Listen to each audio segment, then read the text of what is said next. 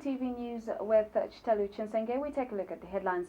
President Edgar Lungu says he will not interfere with the maize price, the Food Reserve Agency has said. Expelled Patriotic Front Member of Parliament Shimba Kambwili has challenged his expulsion in court.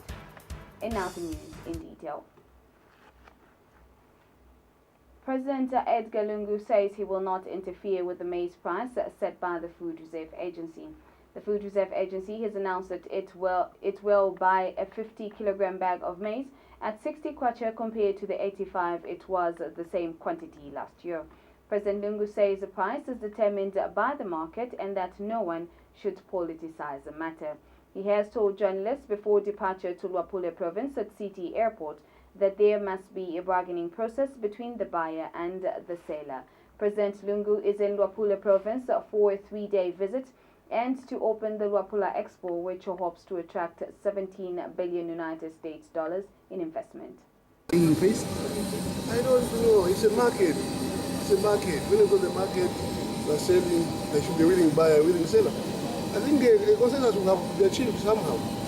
Those who produce maize know what they put in, they know what they expect.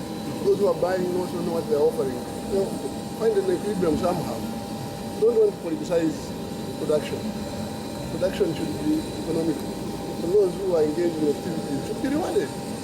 And I think if they're giving them too much money, that's bad. Too low money, that's bad. So in the end, market forces have to play. Willing buyer, willing seller. Yeah. Critics are saying last year's price was campaign gimmick. No, I fixed it. I fixed it because I thought that was what was good. But I don't want to interfere for now. There should be a bargaining process. The buyer and the seller should be willing to exchange commodities. And that's what I'm trying to achieve. I don't think a buyer wants to be exploited. I don't think a producer also wants to be exploited. But somehow you reach a bargain. I think the negotiation process has just started. So good luck. Thank you, sir. The Zambia National Farmers Union, ZNFU, is saddened with the maize price of 60 kwacha per 50-kilogram bag announced by the Food Reserve Agency, FRA. ZNFU President Jervis Zimba says the 60 kwacha for a 50-kilogram bag of maize has just driven in the last nail to bury the farmer. Mr. Zimba says it is obvious that this price will not benefit the farmer in any way. He says with break-even price for a 50 kg bag of maize estimated at 75 kwacha, the 60 kwacha FRA price leaves a farmer making a loss of 15 kwacha per 50-kilogram bag. He says it is moral deepener for farmers coming from a season where they experienced 4 armyworms, red locusts, and flash floods, but withstood the odds. Mr. Zimba states that affected farmers had to replant, meaning more seed, more fertilizers, and more chemicals to spray farms against pests and higher labor. He says this development is disheartening to farmers that worked very hard to ensure the maize bumper harvest of 3.6 billion metric tons was attained, even against the pests outbreaks and climate change vagaries.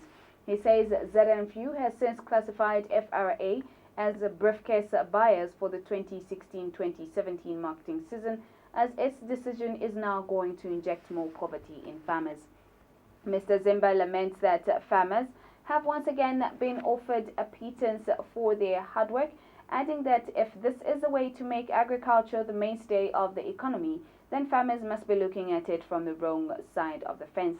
He states that the union has been left with more questions than answers as to how such a price would be a motivating factor to even produce more during the 2017-2018 farming season. Meanwhile, the Small-Scale Farmers Development Agency, SAFADA, says the 60 kwacha maize price announced by the Food Reserve Agency isn't fair to the farmers who invested more in the production of the commodity. SAFADA Executive Director Boyd Mowe says the price will only frustrate farmers who may even abandon maize production like they have done with other cash crops that have in the recent past proven to be unprofitable. Mr. Mowe says government could have at least set the price of a 50-kilogram bag of maize at 75 kwacha. Expelled Patriotic Front Roan Member of Parliament Shimba Kambwili has challenged his expulsion from the ruling party in court. Patriotic Front Secretary General Davis Mwela says Speaker of the National Assembly Patrick Matibini has written to the party informing them that Mr. Kambwili has challenged his expulsion in court. Mr. Mwela says the party had written to the Speaker asking him to declare a own seat vacant following the expulsion of Mr. Kambwili. He says it is unfortunate that Mr. Kambwili has challenged his expulsion when he claimed to be a heavyweight in the party. Mr. Mwela has told journalists that the party wanted Mr. Kambwili to prove his popularity in his constituency. Honorable Mr. Speaker, so that he can declare Ronny constituency vacant, so that we can go for a by-election. And I've indicated that as a party, we are ready to go and face Honorable Kambwili in the Ronny constituency. Secondly, Honorable Mr. Speaker has written to us again that Honorable Kambwili has engaged his lawyers so that they can challenge the decision of PF to expel him from the party. So we've acknowledged that, but we are very, very disappointed as a party because Mr. Kambwili has always been saying that he's a political giant. I'll face the PF. But unfortunately, he has gone to the courts of law. So we wanted him to prove if he can defeat the PF. So that's a disappointment that we have as a party. And Mr. Mwela says the decision of the Central Committee to adopt President Lungu as the party's candidate in the 2021 election still stands. The number of members of the Central Committee, we are 55. 2 positions are vacant. We remain with 53. 2 didn't attend. Honorable Kawanshi and Margaret Mwanakato, 51. From the 51, there were only 2. 49 were not supporting them. So what popularity are they talking about? Is he eligible to what? to stand in 2021? Who? The president. Who? Yeah, we made a decision that is our preferred candidate, President Edgar Lungu. That is our preferred candidate, but that is subject to approval of the General Conference because the position of president is an elective position. So we are not saying that no one will not be allowed to stand. Anyone can come forward. PF is a democratic party and will remain so. Has this matter been cleared in the Constitutional Court? The Which one? eligibility of the president? It hasn't. We are still waiting. But under the current constitution, he qualifies. Because if you run, if you are in office for less than 3 years, that will not be counted as a term of office. So once you clock 3 years and above, it is a term of office. So as far as the party is concerned, President Edgar Lungu qualifies to stand in 2021. Then what happens if the Constitutional Court rules otherwise? No, you can't talk about the matter which is in court. We end there. Expelled PF member of Central Committee Mwenya Msenge has charged that the ruling party is exhibiting dictatorial tendencies which could have spillover effects on the country. Mr. Msenge says the party's top leadership has monopolized opinions and decisions made within the party. He says this will make it difficult for PF members to have their voices heard within the party. Mr. Msenge has advised his former party to exercise tolerance internally if it is to gain confidence from the electorate and be elected in the next election.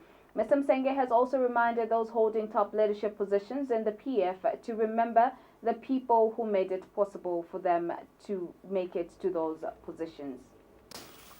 And the party do not agree with certain decisions that are being made. And you know, the Central Committee, they are individuals who have personalized the party. They think it's only them. But they're forgetting that they are there because of the people out there who elected them. And they think probably they are going to drag the people to go and re-elect them. When you are in government, the duty of a political party in government is to strive hard to make yourselves relevant to the electorate. The electorate not yourselves where you are. No.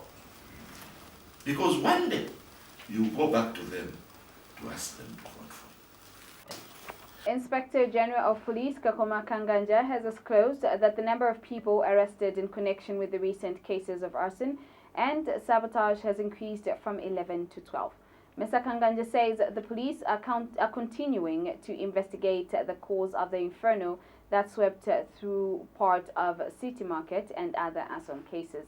The police chief says the nation will soon be informed when the suspects will appear in court. Patriot for Economic Progress, PEP, has expressed concern that the approach that has been adopted by Catholic bishops to facilitate dialogue between President Edgar Lungu and UPND leader Hakainde Hichilema is not effective and will unlikely yield the desired results within the reasonable period of time.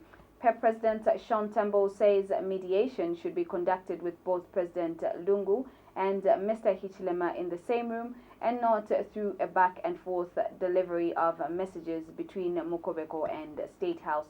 He has reiterated that President Lungu needs to consider putting Mr. Hichilema under house arrest so as to facilitate a face-to-face process of dialogue by Catholic bishops. Mr. Tambo has since reminded all parties to this process of dialogue that the nation has high expectations from them, hence the need to treat the process with the seriousness that it deserves. But the Catholic bishops have advised Zambians to be patient with the process of dialogue, as it would take time to mediate and deliver messages between President Lungu at the State House and UPND leader at Mukobeko Correctional Facility. Party for National Unity, PNU President Haivi Hamududu has observed that the solution to all the problems in the country is facing lies in unity among the Zambian people. Mr. Hamududu says unity in diversity will help sustainably overcome Zambia's teething problems such as poverty, income inequality, and unemployment. He says achieving inclusive political, social, and economic unity would build a problem-solving mechanism for the Zambian people. Mr. Hamududu states that once unity of purpose is achieved, the combined ideas and social cohesion will resolve challenges being faced in the country.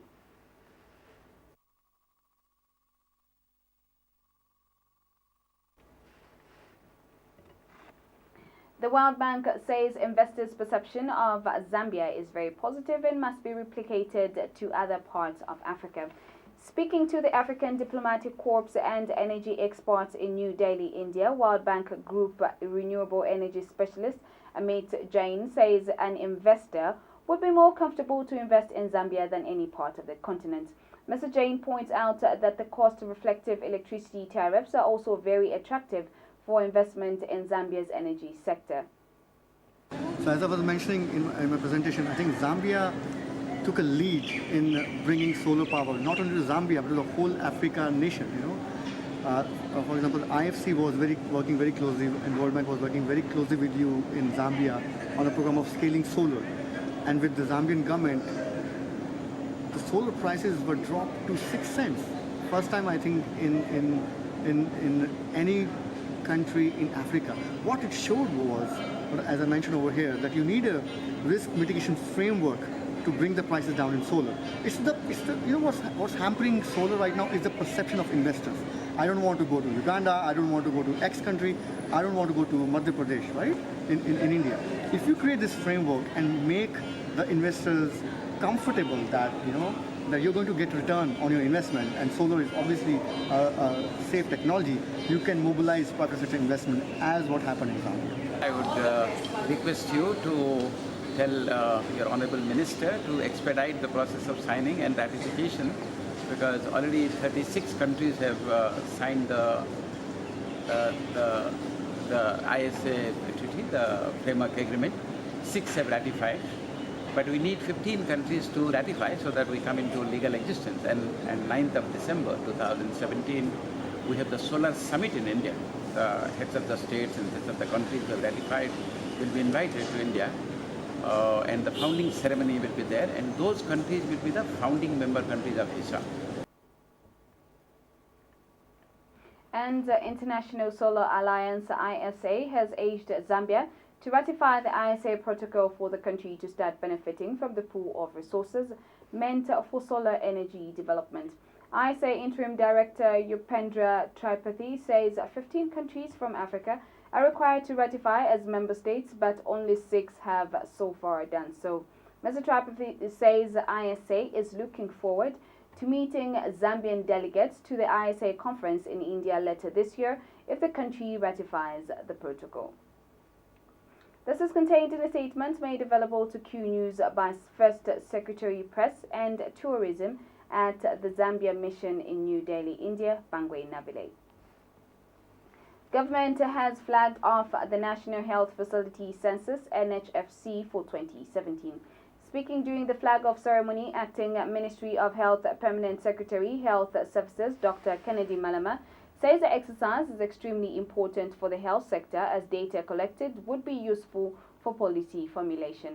Mr. Malema says despite the achievements scored in the health sector in the recent past, the sector is still faced with a number of challenges such as high mortality rates due to, among other factors, poor health-seeking behavior, inadequate water and sanitation, poor nutrition, and inadequate health infrastructure.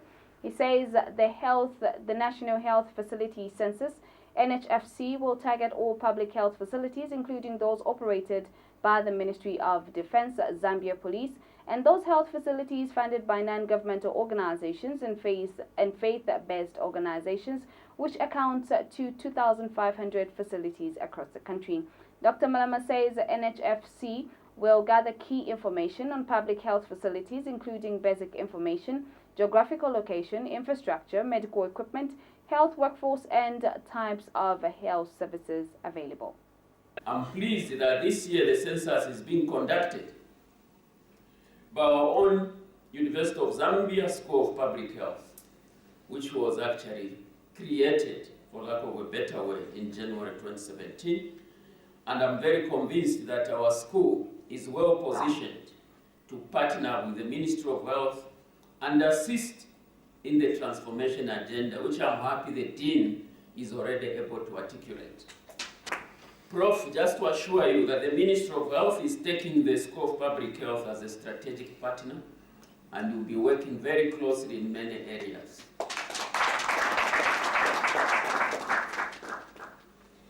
Let me also mention that it's good from the side of Ministry of Health to note that the school is ahead in most avenues. Despite being reformed and newly set up, the school is actually running, and at times actually reminding us at the Ministry of Health on how we can even move certain agendas faster than we've done, and we commend you, and we'll keep our doors open as we engage. I'm pleased. Panos Institute Southern Africa has observed that the conditions in the Termination of Pregnancy Act of 1972 have made it difficult for the less privileged women in society to access safe abortion services. Panos Executive Director Lillian Keffer tells Q News that this has led to some women opting for unsafe means of abortion which endanger their lives. Ms. Keffer states that unsafe abortions have contributed to the country's high maternal mortality rate. She says besides the high mortality rate among women, those who undergo unsafe abortion also suffer permanent damage which affects their fertility for the rest of their lives, a situation which should not be allowed to continue. She notes the need to make understand that there are legal provisions and conditions which provide for safe abortion services. Ms. Keffer has further stated that there is also need to enhance sensitization on how the public can avoid unwanted pregnancies so that lives are protected. Okay, so the current situation here is that Zambia has the Termination of Pregnancy Act of 1972, which provides for legal and safe abortion under certain circumstances that have been prescribed. The challenge is the conditions under which you can access safe abortion according to the Termination of Pregnancy Act make it very difficult to access. And because safe abortion is difficult to access, people are opting for unsafe abortion. And unsafe abortion counts for a very high percentage of the leading causes of maternal mortality in our country. And if we are measuring maternal mortality, you appreciate that there are also other casualties. The women will not die, but they suffer permanent damage to their health because of safe abortion. So that's why the issue of access to safe abortion needs to be critically looked at to see how best we can preserve lives, but also to ensure that people understand what does the law provide for and how they can access services when they need to. Or better still, how best we can prevent unwanted pregnancies to ensure that we preserve their lives. Okay, so the Zambia Association of Manufacturers, ZAM, says the manufacturing sector is likely to see an increase in production this year owing to the constant power supply in the country so far. ZAM President Rosetta Chavala says the sector had reduced production by up to 40% when load shedding was at its peak last year. Ms. Chavala says manufacturing companies are now recovering due to the constant energy supply. Meanwhile, Ms. Chavala has told Q News that the stability in the exchange rate will help enhance planning in the purchasing of raw materials and pricing of manufactured products on the international market. She states that the sector has in recent past faced losses due to the fluctuations of the local currency.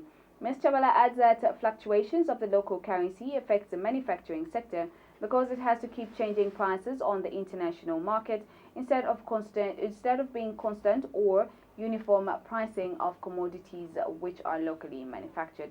She says there is need for governments to enhance measures that will ensure the continued stability of the kwacha if the country's manufacturing sector is to be competitive on the international market. The Common Market for Eastern and Southern Africa, COMESA, has observed the scarcity of data relating to immigration in African countries. COMESA Secretary General Sindiswa Ngwenya notes that where data exists, it is often outdated due to low capacity in dealing with statistics or due to the deliberate manipulation and lack of political will. Speaking in Lusaka during the 10th meeting of Chief Immigration Officers from the COMESA region, Mr. Ngwenya says many African countries face serious statistical problems on migration within and outside their territory due to porous borders and nearly non-existent border posts. He says there is need for countries to exchange migration data that would inform mutually determined immigration management initiatives. Meanwhile, Mr. Ngwenya says more emphasis needs to be placed on trade partnerships among African countries to drive seamless intra-Africa trade. Mr. Ngwenya says the COMESA regional consultative process needs to encourage more cooperation through border management and less border controls to facilitate the free movement of bona fide persons within the COMESA region. He said this in a speech read on his behalf by COMESA Director of Legal, Brian Chingawa. The issue of free movement in COMESA is an integral part of the COMESA economic integration agenda, which is through trade and investment. So one needs to understand that in COMESA, when we are talking of free movement of persons, we are not just talking of movement per se, but to ensure that there is movement for development through trade and investment. And I'm pleased, guest of honor, to inform you that the ministry is responsible for immigration in the COMESA region, and the directorates of immigration in the COMESA region are fully aware of their responsibility in the development of our continent. They are fully aware of their role in the COMESA economic integration agenda. And for us, in your secretariat, we've seen this in action, both at the national level and at the regional level. And this is being documented, and nobody can dispute it. Speaking at the same event, International Organization for Migration Regional Director for Southern Africa, Charles Quenin, says boosting intra-Africa trade can depend if the movement of people in Africa is facilitated and the concerns of governments addressed through balanced and evidence-based national policies and strategies. In fact, the pilot project was made possible through the Island Development Fund. which is a fund that provides eligible member states in developing countries and economies to develop capacities for better migration management. Therefore, the fund aims to address the needs of eligible member states, providing seed funding for innovative and cutting-edge initiatives, including this one that is building the capacity of commercial member states on free movement protocol. And on that note, let me really seize this opportunity to urge all the member states who are lagging behind in the payment of the access contributions, because as the Senior Regional Advisor for Africa, it is always a pleasure for us, the advisors, to ensure that our member states get the bulk of these IOM development funds. But it is also contingent on the payment of the access contributions. So we urge member states to ensure that at least they pay it, so that it also arms us to be able to argue and advocate for more funding for the African countries. For now, we have the biggest chance, but we can do more and do better and get more funding, because the reality is the funding is not much. It's just that migration is interministerial, so sometimes it's a bit tricky who is responsible for paying. But I think it's an issue that will be engaging at the national level to sort that out. So, in fact, and Ministry of Home Affairs Permanent Secretary Dr. Chileshe Bulenga noted that COMESA's quest to facilitate trade and free movement of goods and services is gathering momentum, with more countries from the region moving closer to opening more one-stop border posts. Dr. Mlenga has encouraged COMESA to continue championing regional integration, including the free trade movement of persons. You cannot have the free movement of capital and goods and services and not have the free movement of labor. Your economies will not balance. You will have gaps which will be difficult to address. So for that reason, any viable regional economic integration does not just provide for the free movement of goods and capital, but also provides for the free movement of persons. The free movement of persons, however, tends to be regarded with suspicions in many circles, and most of those suspicions arise largely because of ignorance. And for that reason, I felt that I should check what exists on the free movement of persons in our region, in our country, and on our continent. I'm afraid to say that the review that I saw by Dehan, which was done in 1999, which is about the latest I saw, shows that there is very little, we've made very little effort in terms of collecting data on the movement of people. And yet, migration or movement of people across administrative boundaries is a phenomenon which is time immemorial. It has been there and it is going to be there with us, whether we like it or not. That's all we had for you in the news. Before we go, we take a look at the stories making headlines once again. President Edgar Lungu says he will not interfere with the maize price that the Food Reserve Agency has set. Expelled Patriotic Front Road Member of Parliament Chimba Kambwili has challenged his expulsion in court. And the news, you can visit our website at www.qtvzambia.com. My name is Talu Chinsenge. God bless and pleasant viewing.